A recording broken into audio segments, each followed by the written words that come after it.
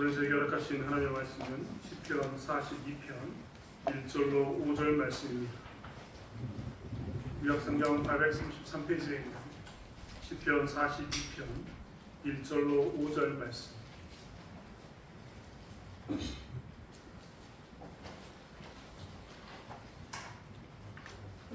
말씀을 찾으셨으면 시편 42편 1절 5절 말씀을 함께 합독하겠습니다.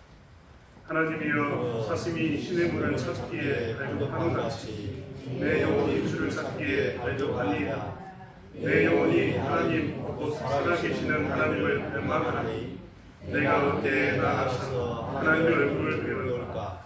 사람들이 종일 내게 하는 말이 내 하나님이 어디 있느냐? 내 눈물이 주야로 내 음식이 되었도다.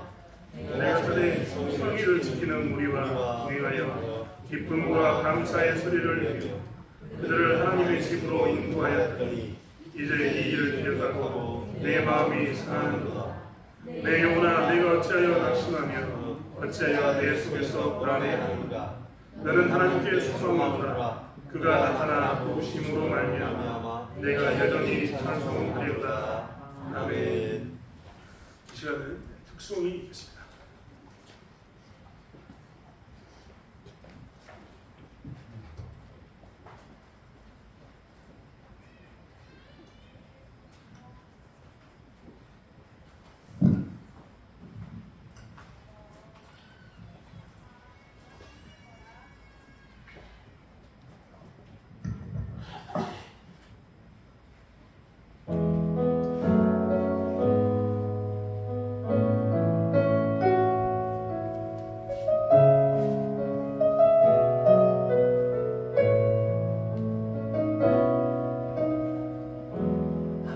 많은 세상에 주의 복음 들고 부르심 따라갑니다.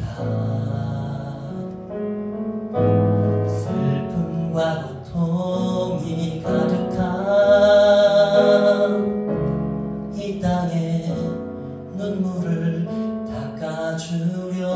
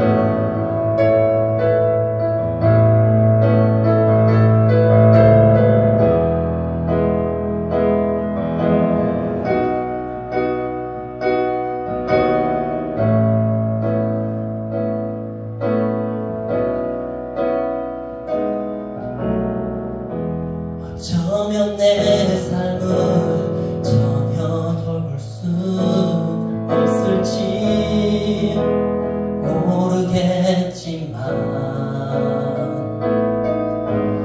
나를 보내시고 무너진 그 땅에 내 생명 묻으소서. 주님의 나라가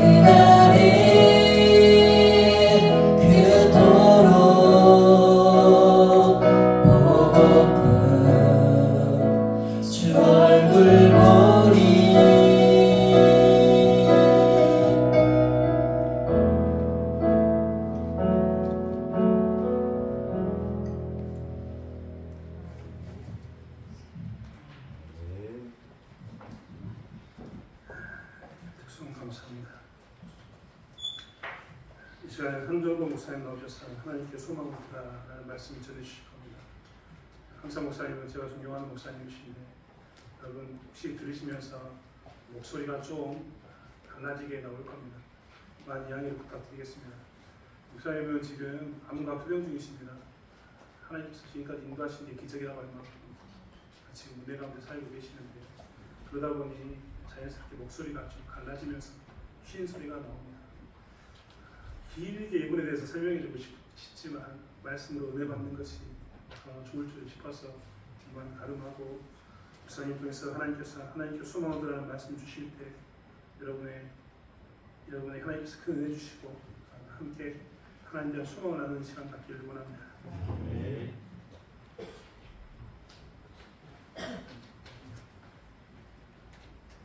잠깐 기도하시겠습니다.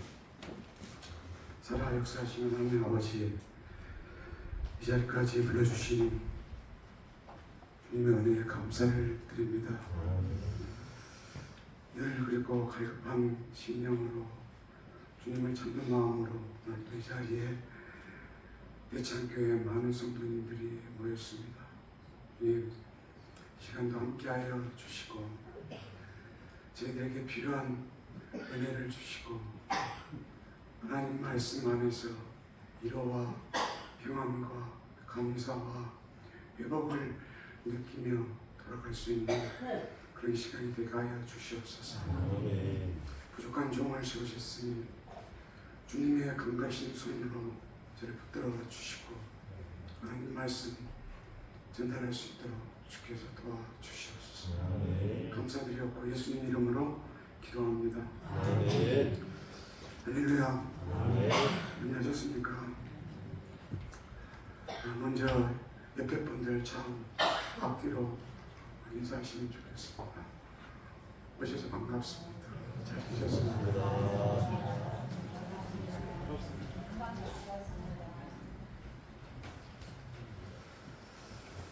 사랑하고 존경하는 대창교회 성도 여러분, 이 자리에서 처음 뵙겠습니다.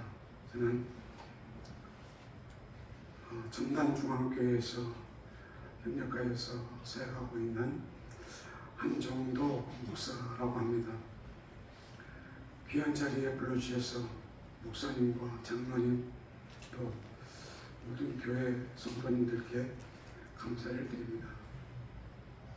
제가 미안한 것은 시원한 그런 목소리가 아니어서 참 미안하고 죄송스러운 그런 마음입니다. 들으시는 분이 불편할까 염려가 되는데 올해 초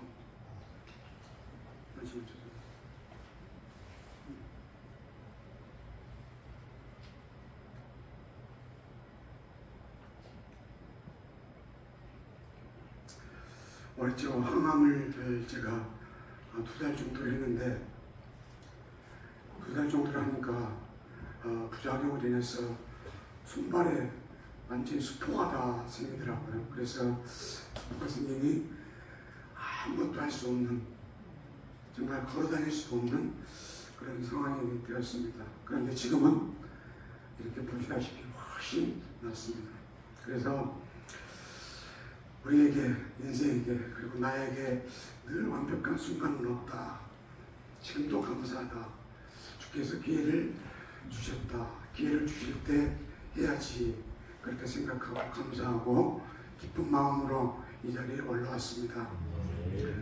네, 담임 목사이신 박진수 목사님은 지금까지 어려운 순간에도 저에게 늘 위로와 힘을 주셨고 또 우여곡절이 많은 순간에도 때로는 중단하고 싶은 그런 순간에도 형님 또 해야죠. 이렇게 이끌어 주셨고 오늘날까지 상담하는 동생이자 또 친구자 존경하는 그런 목사님이시기도 합니다. 이 시간 부족한 것 많고 발음이 조금 들려도 넓으신 마음으로 양해해 주시면 참 감사하겠습니다. 우리가 읽은 본시 시편 42편은 다윗이 지은 시로 추정합니다. 아시다시피 사울의 핍박과 질투, 압살롬의 모반을 피해서 도망했던 그런 시기가 있었는데, 그 시기에 바울이 하나님을 향하여서 이렇게 읊조린 그런 시로 기록된 것으로 추정이 됩니다. 이전에 보시면 내 눈물이 주야로 내 음식이 되었다. 슬픔과 불평의 기조가 흐르지만 5절에는 다시 너는 하나님께 소망을 두라. 여기에서 보듯이 내면의 깊은 심연에서 하나님만이 나의 유일한 소망이다. 하나님 향하여서 소망을 두고 있는 그런 신앙 깊은 그런 신앙시입니다. 본시를 읽을 때 우리는 신앙적으로 방황하고 또 깊은 고뇌 속에 있는 사람이라면 그런 사람에게 위로와 또 소망을 줍니다. 오늘은 하나님께 소망을 두자. 하나님께 소망을 둡시다. 그런 제목으로 저의 간증과 곁들여서 은혜를 나누려고 합니다. 모순이라는 단어를 아시죠? 모순, 장모의 방패의 순입니다. 모순은 앞뒤가 맞지 않을 때 쓰는 말입니다. 중국 고사성어에서 유래된 말인데, 중국 초나라에 어떤 장사꾼이 있었습니다. 그 장사꾼이 한쪽에는 창을 놓고 다른 쪽에는 방패를 놓고서 장사를 하였습니다. 이 창은 어떤 방패도 뚫을 수 있는 창입니다. 그러니 사람들이 솔깃해서 그 주위에 모여듭니다. 그러더니 이번에는 다른 쪽에 있는 방패를 가리키면서 이 방패는 어떤 창으로도 뚫을 수가 없는 방패입니다. 이 광경을 지켜보던 한 노인이 묻습니다. 그러면 당신이 말대로면 그 창으로 이 방패를 한번 뚫어보시오. 어떻게 되나? 여러분 어떻게 되겠습니까? 창은 방패를 뚫어야 하고, 방패는 모든 창을 막을 수 있는 방패니 창이 뚫을 수가 없어야 합니다. 있을 수가 없는 일이죠. 있을 수가 없는 일, 그것이 바로 모순인 것입니다. 성도 여러분, 우리 인생에서 하나님을 믿는 성도들에게 모순처럼 보이는 그런 일들이 일어납니다. 있을 수가 없는 일, 일어나서는 안 되는 일, 앞뒤가 맞지 않는 일이 그렇습니다. 기도를 열심히 하고 교회에 열심히 봉사를 하고 열심히 신앙생활을 했다면 상황이 좋아져야 할 텐데 상황이 나아 보이지 않을 때가 있습니다. 몇 해 전에 새벽 기도를 하려고 나서는 77세 할머니는 횡단보도를 건너다 승합차를 타러가는 중에 사고를 났던 그런 가슴 아픈 일이 있었습니다. 제가 오늘 아침 목사님을 통해서 들은 이야기지만 대창교회도 또 그런 비슷한 아픈 일이 있었고, 오늘은 특히 그 장로님을 기억하면서 우리의 어떻게 우리가 신앙생활을 해야 할 것인가, 그것을 생각하는 그런 주일이라고 제가 들었습니다. 그런 일을 보고서 우리는 과연 형통한 삶이란 무엇일까? 축복받은 삶이란 무엇일까? 그렇게 생각하게 됩니다. 신앙생활에서 형통은 세상에서 생각하는 그런 형통과는 다르다. 그런 것을 우리는 느끼게 됩니다. 전도서를 기록한 솔로몬도 평생에 걸쳐서 이런 일들을 아마도 많이 목격한 듯합니다. 전도서 18장 6절 7, 전도서 8장 16절에는 이렇게 말합니다. 세상에서 행해지를 일을 봤는데 밤낮으로 자지 못하는 자도 있다.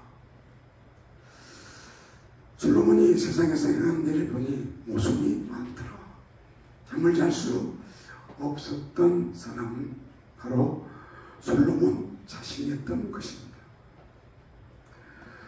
모순이 상존하는 이 세상, 성경이 말하는 이 세상은 어떤 것인가요? 여러 가지가 있겠지만 요약해서 세 가지로 간단히 말씀을 드리고자 합니다. 첫 번째, 세상은 공평하지가 않다는 점입니다.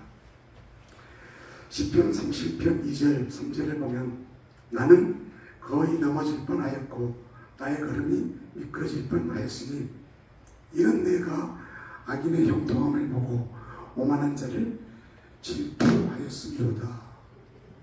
이렇게 시인은 고백을 합니다. 악인이 형통할 수 있다. 악인이 형통하는 것이 세상이라는 것입니다. 그것을 보고 시인은 미끄러질 뻔하였다. 넘어질 뻔하였다. 성도 여러분, 우리도 그럴 때가 많이 있지 않습니까? 세상은 정의롭지 않을 때가 참 많이 있습니다.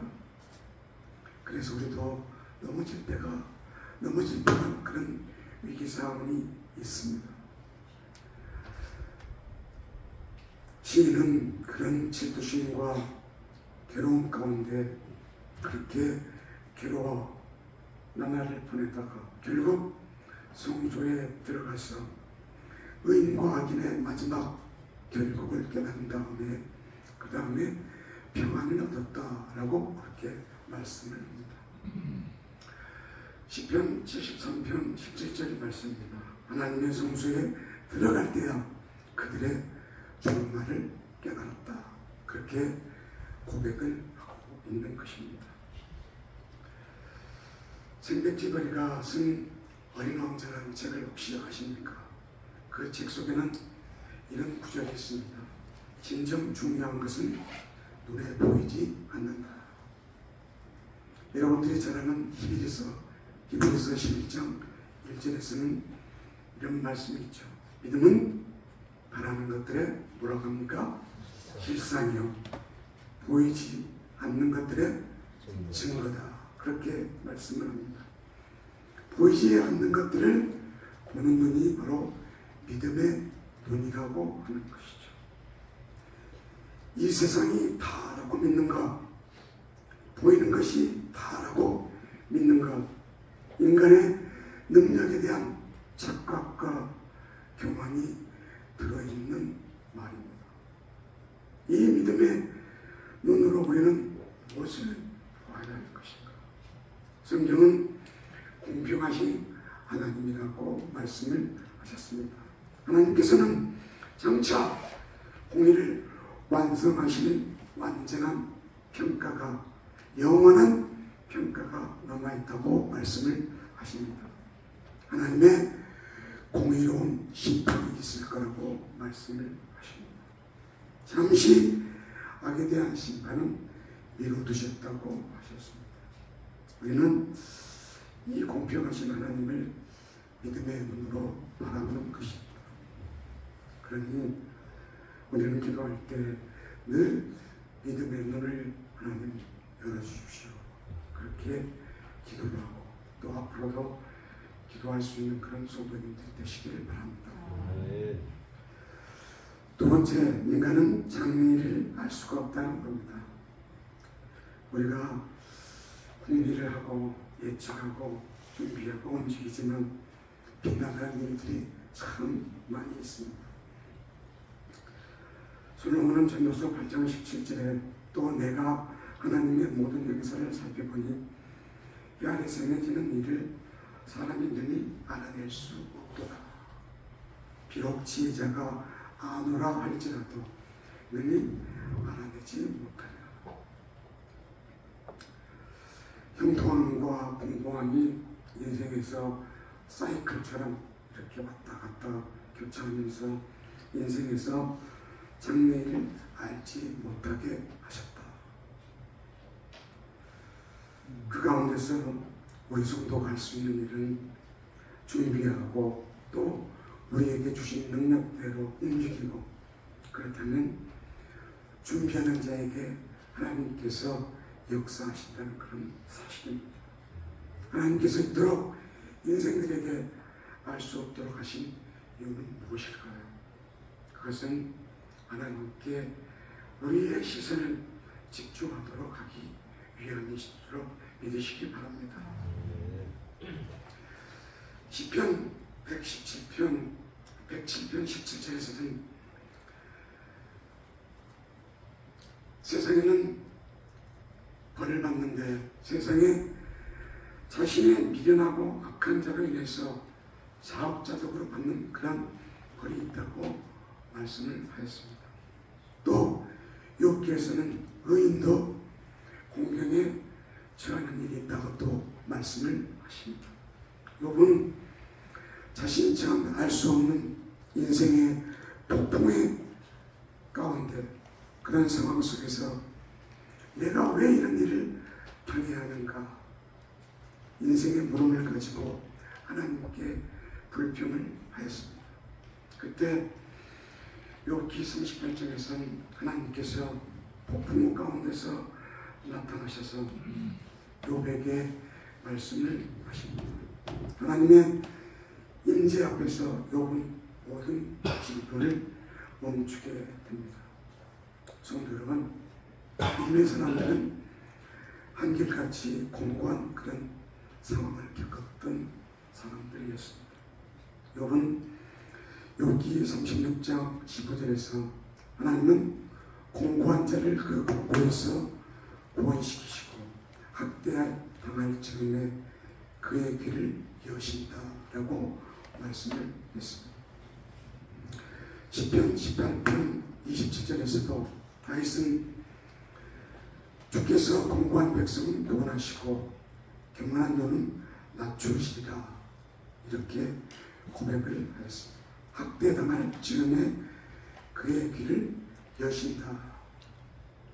우리가 읽은 오늘 시편 이 말씀도 시인은 그런 상황에서는 여전히 하나님께 소망을 들어 그가 나타나 도우심으로 말미암아 내가 여전히 찬송하리로다 라고 하나님을 향하여서 자기 자신의 소망을 드리게 됩니다.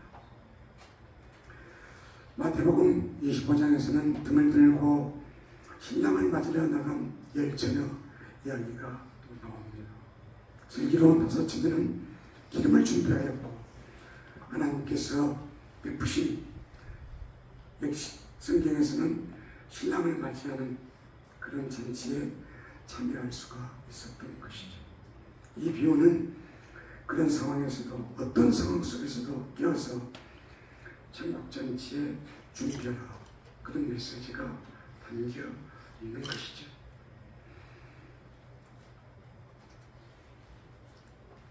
교회 프랑카드를 보니까 여름 성경학교를 이달 말일에 그렇게 실시한다고 보면서 보았습니다.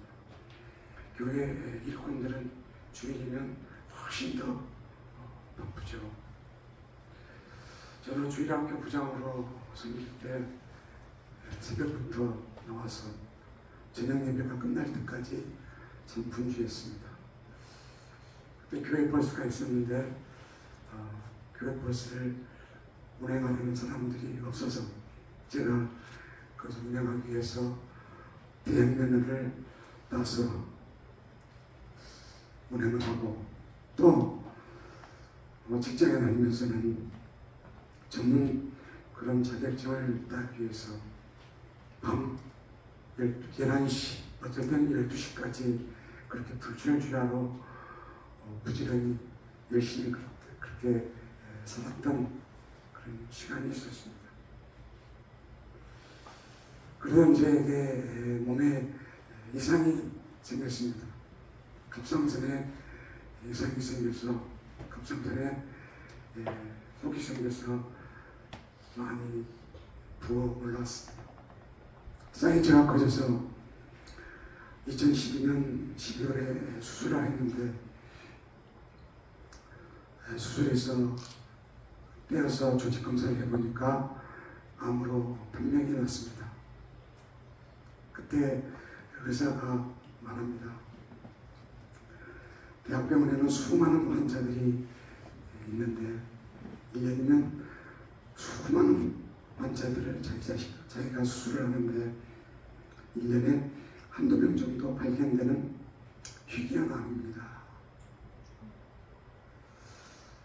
생존할 수 있는 기간은 약 6개월 정도 그렇게 추정을 합니다. 이런 날벼락이 있을 수가 있을까? 이게 뭐지? 이럴 수가. 잘 살기 위해서 나는 그렇게 열심히 일했고 교회 생활도 열심히 했고 누구보다도 열심히 봉사하고 그렇게 준비했는데 이게 뭔가? 그래도 이 정도까지는 아니지 않는가? 죽음이 내 눈앞에 현실이 된 것입니다. 밤이면 잠을 잘 수가 없었습니다. 이게 뭐야? 신앙이 뭐야? 기도하면 마음에서 불 같은 것이 올라오는데 분노가 올라오기도 하고 두려움이 올라오기도 하고 당황스럽기도 하고 도저히 앉아있을 수가 없습니다. 그래서 아버지 다른 기도가 생각이 나지 않습니다. 오로지 아버지 거기 하는 수많은 저의 마음속에 회한과 분노와 두려움과 하나님을 향한 소망, 기대, 간절함 그런 것들이 다 그 안에 포함이 있는 것이죠.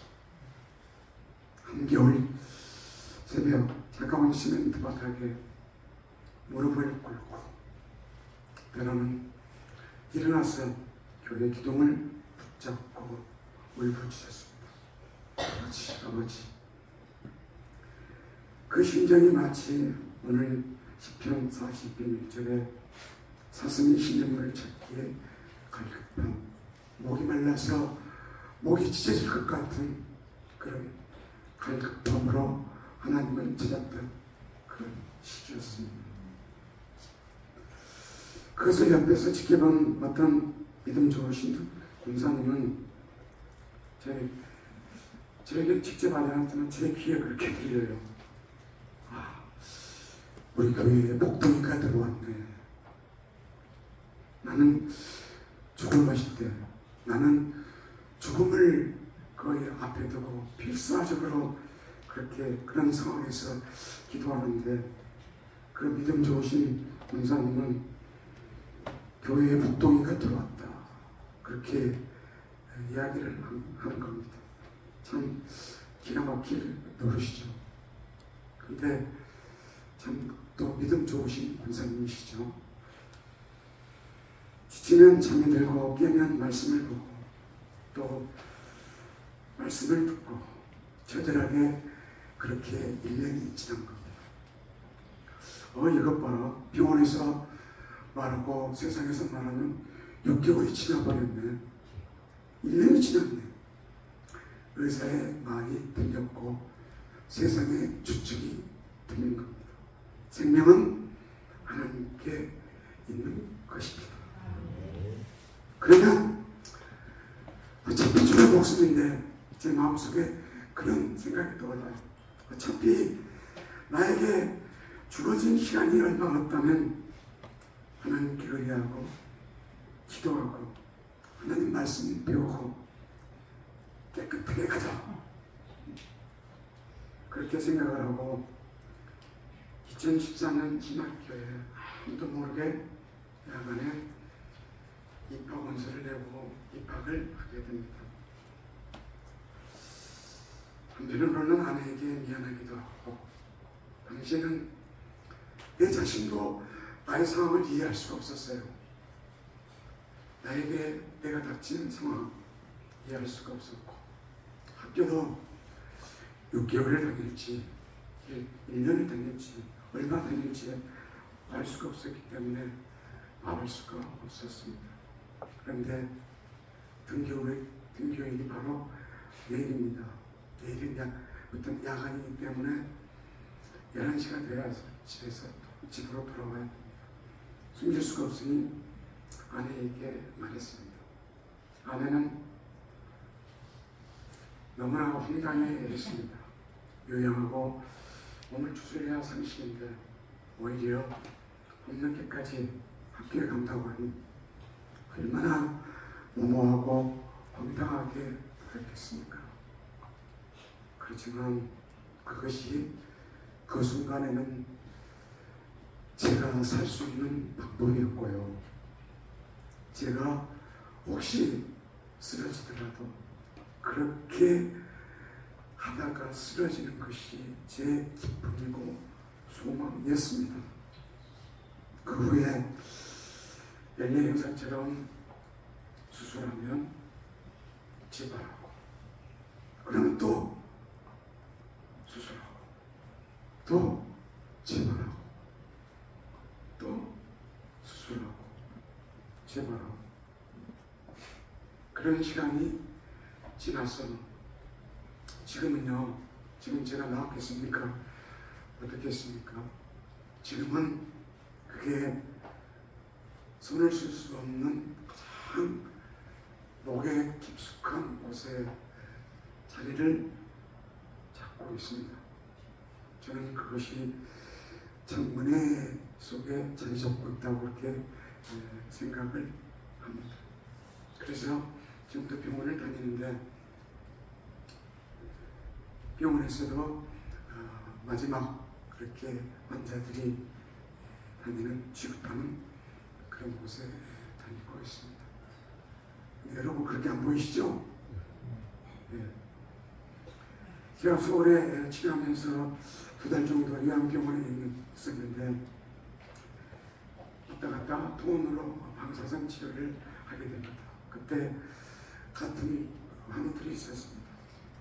느낀 것은 그 아픈 사람들이 훨씬 더 감사합니다. 감사합니다. 그리고 인사도 자주 하고요. 서로 안부도 자주 묻고요.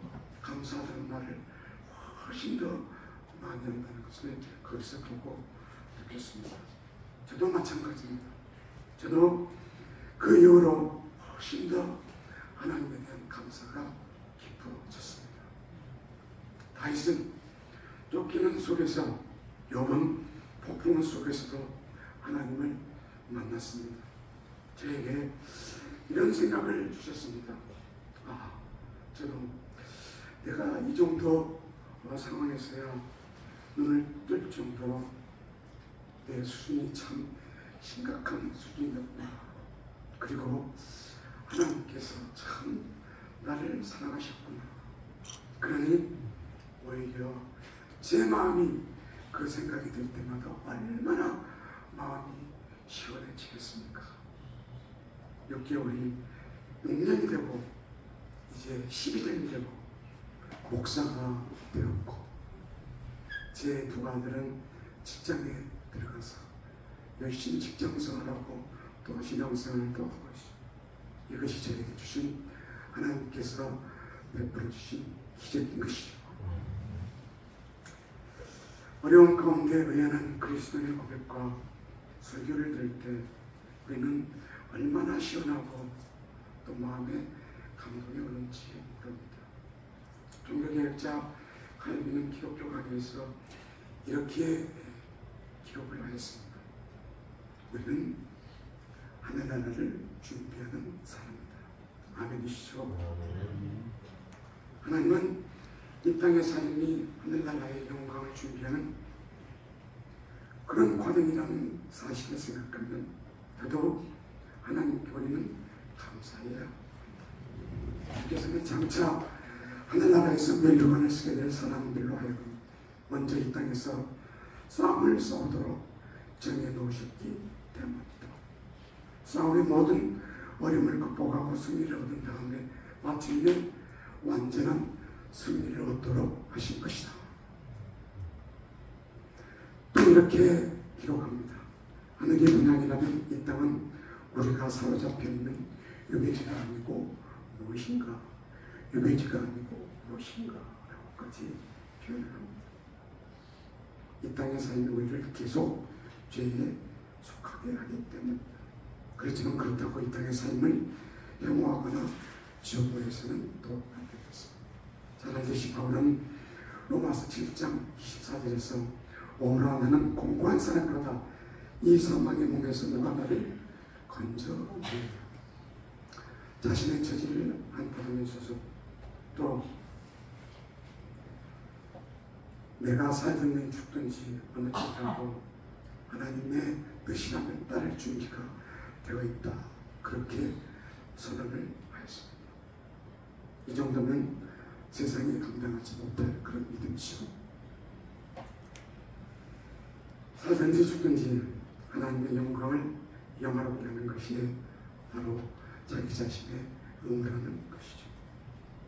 그리고 세 번째로 세상 가운데서도 하나님께서는 우리에게 희락과 기쁨을 주셨다는 사실입니다. 하나님께서는 우리에게 영과 육을 허락하셨습니다. 육체도 영혼도 하나님께서 주신 것이니 모두 귀하고 소중합니다. 우리에게는 또 일상의 깨알같이 소소한 그런 기쁨을 주시기도 합니다. 주일이면 모두가 이렇게 한자리에 모여서 예배하는 그런 기쁨을 주십니다. 믿음의 동지를 만난 그런 기쁨을 주십니다. 아이들이 자라는 것을 바라보인다면 또한 기쁩니다. 목회자는 성도들의 믿음이 성장하는 것을 보면 마음이 기쁘고 보람이 있습니다. 성도 여러분, 오늘도 주 예수 그리스도 안에서 그런 교회 가운데서 기쁜 하루가 되시기를 주님 이름으로 축원합니다. 요즘 홍수로 인해서 나라 전체가 많은 피해가 일어나고 또 슬픔이 있습니다. 예측 불가한 그런 재난과 재해를 겪고 있습니다. 그것을 겪으면서 우리는 우리 자신이 우리가 살고 있는 이곳이 그리 안전하지 않다는 것을 다시 한번 깨닫게 됩니다. 그동안 우리가 안전하다고 생각하고 위험에 대해서 무감각했었던 것은 그만큼 그 정도로 넘치게 하나님께서 우리를 보호해 주신 줄로 믿습니다. 죄가 들어온 이후에 인간은 더 이상 안전한 존재가 아닌 것입니다. 혹시 하나님 이 정도는 아니죠. 그런 상황이 있습니까? 그때 또 불평이 나십니까? 그렇다면 제가 이런 질문을 감히 드립니다. 평안할 때 우리는 하나님을 더 찾습니까? 어려울 때 하나님을 더 찾습니까? 여기에 훌륭하신 믿음의 선배님들, 훌륭하신 성도님들은 하나님을 찾는 그 마음이 항상 변함이 없으시겠지만 보통 많은 사람들은 평안할 때보다 오히려 더 어려울 때 하나님을 찾게 됩니다. 주님은 부자가 천국에 들어가는 것이 낙타가 하늘길을 통과하는 것처럼 어렵다. 그렇게 말씀을 하셨습니다. 그런데요, 그 어려움이 하나님과 더 가까워질 수 있는 그 기회가 된다면 그것은 또 다른 축복이 아니겠습니까? 성도가 그래서 어려움에 처한다면 역으로 그것은 하나님께서 우리를 찾으시는 방법이시고 우리를 사랑하신다는 그런 증거가 아니겠습니까? 시편 기자는 시편 119편에서 그래서 고난이 유익이다 그렇게 고백을 하였습니다. 바울은 로마서 8장 18절에서 현재의 고난은 장차 우리에게 나타날 영광과 비교할 수 없도다. 현재의 고난은 장차 우리에게 나타날 영광과 비교할 수가 없다. 그렇게 고백을. 그러니까 진짜 위험한 사람은 누구입니까? 예수님을 모르고 걱정 없이, 그리고 오히려 예수 믿는 사람을 보고 조소하고 조롱하는 그런 가운데 세상을 형통하게 사는 사람, 그런 사람이 진정으로 위험하고 불쌍한 사람이 아니겠습니까? 그러나 우리는 그들을 보고 오히려 긍휼의 마음을 가지고 끊임없이 그들 향해서 복음을 전하고 같이 함께 예배 드릴 수 있도록 끊임없이 그들과 함께 할 줄로 믿습니다. 존경하고 또 귀하신 대창교회 성도 여러분, 말씀을 마치도록 하겠습니다. 모순처럼 보이고 폭풍 같은 현실에 우리는 때로는 맞아. 그것이 오히려 더욱더 하나님과 만나고 깊이 교제하는 하나님의 은혜를 체험할 수 있는 그런 기회가 되시길 주님의 이름으로 축원합니다. 귀한 예배 자리에 함께 하나님 은혜를 나누면서 또 감사를 드립니다. 이렇게 귀한 자리를 허락하셔서 또 감사를 드립니다. 나는 하나님께 소망을 두라. 다윗은 이렇게 고백을 했습니다. 그가 나타나 도우심으로 말미암아서 내가 여전히 하나님을 찬송하였다. 우리 입술에 늘 하나님을 찬송하고 이 다윗의 고백처럼 오늘도 주께 소망을 두시고 하나님의 도우심이 함께 하시는 그런 귀한 하루, 귀한 시간이 되시기를 주님의 이름으로 축원드립니다. 기도하시겠습니다. 주님 감사를 드립니다. 주님께서 사랑하신 교회에서 예배를 드렸습니다. 세상은 수혜로 어려운 그런 시기를 보내고 있습니다. 특히 농촌은 더 그런 상황입니다. 이 땅의 삶이 때로는 받아들이기 어렵고 견디기 어려운 상황이 찾아옵니다. 주의 백성들이 오늘도 주의 가난하게 피하고 주께 소망을 두고 주의 도우심을 구합니다. 주께서 함께하여 주시옵소서. 또 무더운 여름철입니다. 이런 사역 현장에 주께서 함께하시고 교회와 성도님들의 가정에 주의 은총이 늘 함께하여 주시옵소서. 특히 교회의 다음 세대들을 위해서 기도합니다. 늘 바르고 건강한 믿음을 가질 수 있도록 도우시고 믿음의 가정과 축복의 통로가 된 인생들이 되게 하여 주시옵소서. 감사드렸고 예수님의 이름으로 기도드렸나이다.